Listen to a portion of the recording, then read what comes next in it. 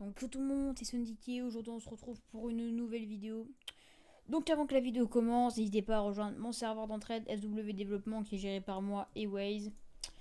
Donc voilà, n'hésitez pas, on est pour tout ce qui est script, base, etc.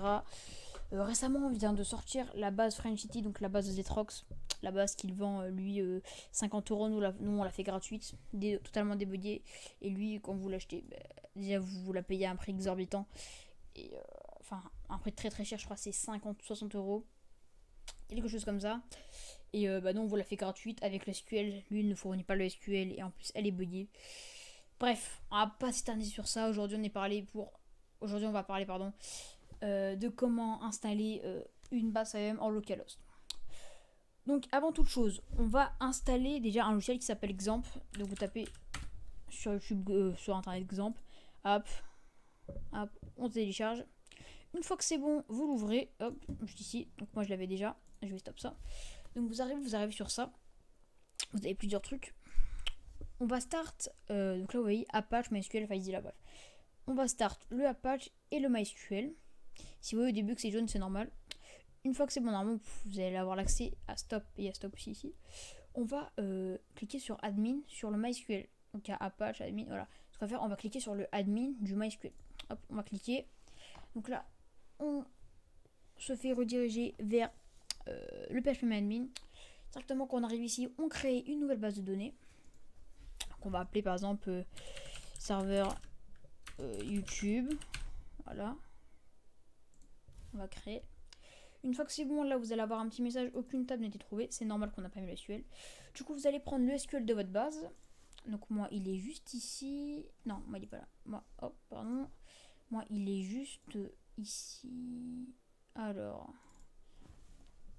Donc j'ai pris la base de quelqu'un, je crois que c'est la base de joystick ou quoi. Mais c'est juste pour la vidéo. Hein. Voilà pour vous montrer. Tac. Donc on reva sur du coup le SQL. Excusez-moi, hop, je vais vous montrer. Donc on prend le SQL, on l'ouvre. On fait un CTRL A pour tout sélectionner. CTRL C. Hop, on peut fermer. On revoit sur le SQL. Juste ici, hop, on clique sur SQL. Donc là, si vous voulez, hop, on peut cliquer sur serveur YouTube. Hop, une fois que c'est bon, au-dessus, on va cliquer sur SQL. Hop, on va faire un CTRL V pour copier. Enfin, pour coller plutôt. Hop, voilà.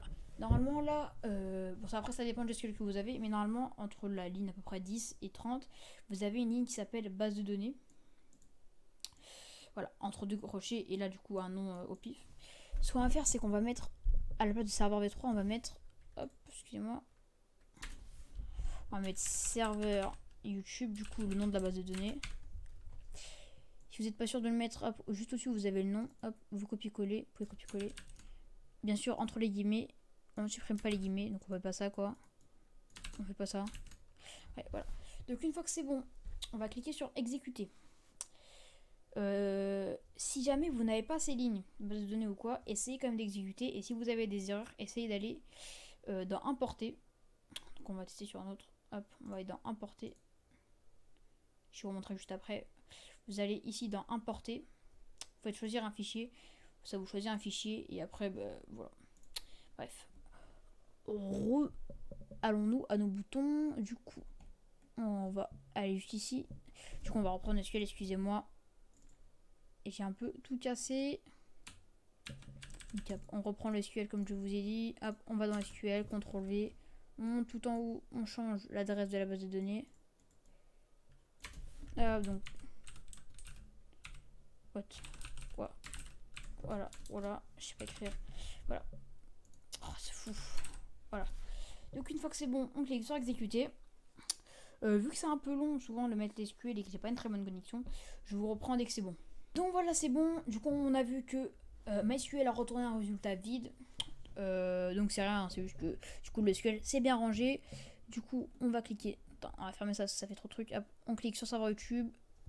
Ça charge un petit peu et là voilà, on a toutes nos tables. Donc au niveau de ça, c'est bon, on a fini. On va fermer ça. On va retourner sur notre base. Du coup, hop, on va aller dans notre serveur.cfg. On va cliquer sur ce qu'on a. Enfin, on va cliquer sur Databus. Donc, il y a la ligne, cette MySQL. Donc, la ligne très importante à bien remplir. Je vous la mettrai aussi dans la description.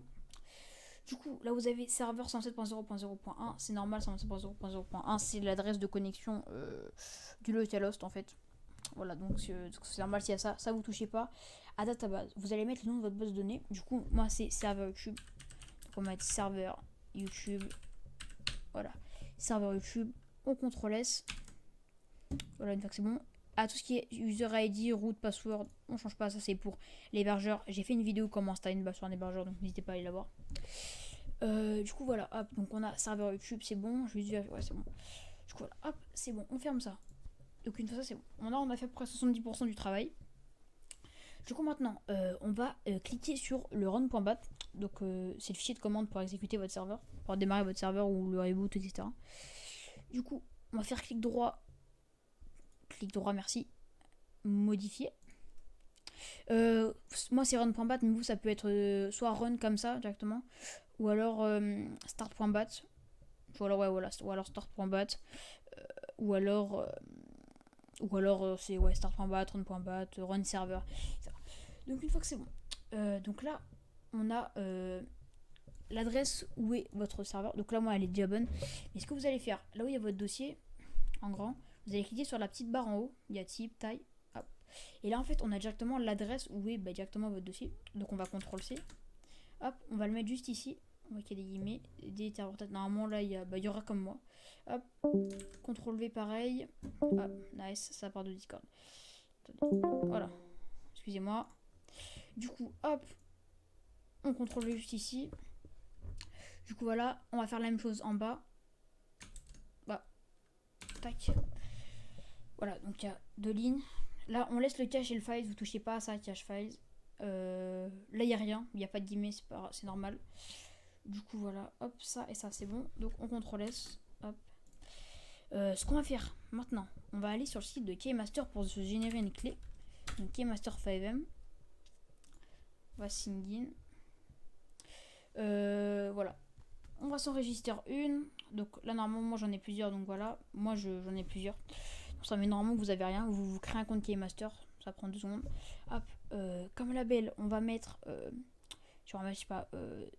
Pareil, serveur. Hop. Je sais pas écrire, excusez-moi. Donc voilà, vous n'êtes pas obligé de mettre le nom de votre base de données. Mais moi, je mets ça pour vous faciliter la tâche. En serveur IP adresse, on va mettre, donc comme là, hop, 127.0.0.1, hop, 127.0, ah, nice, .0.0.1.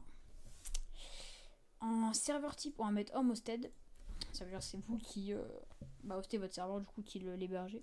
Hop, donc I am not a robot, generate. Et voilà, c'est bon. Donc on a notre clé à la fin, hop, voilà. Ouais, du coup, c'est souvent la dernière clé. Hop, on CTRL C. On reva dans notre serveur.cfg.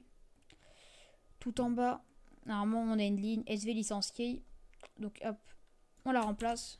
Normalement, là, il y a quelque chose comme marqué soit il y a déjà une ligne, soit il y a déjà une licence key. Vous faites la même manip que moi. Vous en créez une. Et du coup, vous la mettez juste là. Et voilà. Il n'y a pas de guillemets, c'est normal. Hop, on CTRL S. Faites bien attention de mettre 2 espaces entre le SV licence key et la licence.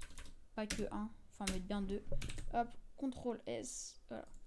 Donc normalement, si vous avez tout bien suivi mon tuto, hop, on peut start notre serveur tranquillement. Vous allez voir. Hop, donc là, ça prend un peu de temps, ça start toutes les ressources. Là, ne vous inquiétez pas, ça, c'est rien du tout, c'est le V-menu. Voilà, V-menu warning, c'est là parce que je l'ai pas config, c'est normal, c'est pas ma base. Du coup voilà, on peut bien voir que la baniste a bien été chargée avec succès et la baniste story aussi. On peut voir qu'Essential Mode a bien été activé. Voilà. On peut voir que la ligne a bien été bonne. MySQL Async Empty Connection Server is established. Donc est-ce que ça c'est bon? Donc normalement vous allez arriver à avoir un truc comme ça. Normalement quand c'est comme ça, c'est bon, c'est que vous avez bien starté votre serveur, vous avez bien suivi le tuto. Si vous avez un souci, n'hésitez pas à venir me voir sur mon Discord de développement, pareil, dans la description, n'hésitez pas à y rejoindre. On est bientôt 150 membres, donc n'hésitez pas. Du coup voilà, n'hésitez pas à liker, à partager, à vous abonner et à commander si cette vidéo vous aura plu. C'était Sondiké, à plus les gars, et bonne journée à tous.